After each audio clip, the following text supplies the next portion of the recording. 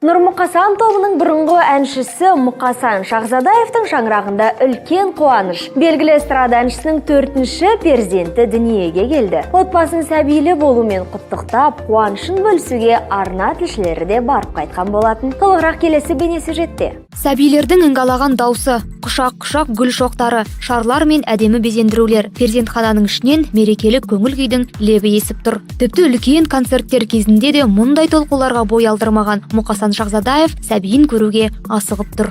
Индира, поздравляем тебя, во-первых, чтобы сыночек рос тебе на радость, Мұқасан. Өнер иесі 4-ші ұлының туылғанын айтып, әлеуметтік желі арқылы халықтан сүйінші сұраған болатын. Енді әрине үлкен бақыт. Бір жағында ондай бір баяғана бірінші жылдағыдай енді ондай бір қатты сезім болған жоқ.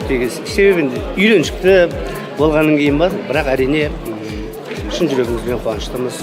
Отбасымыздың тағы да бір азаматқа көбейіп жатқанына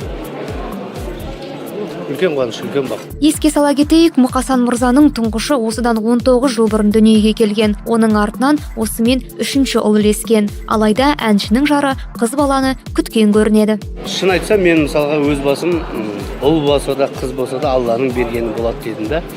Енді әрине келіншегім өзіне көмекші ретінде қыз болғанын қалады, әрине. Бірақ енді Алланың қалауымен бұйырғаны болады.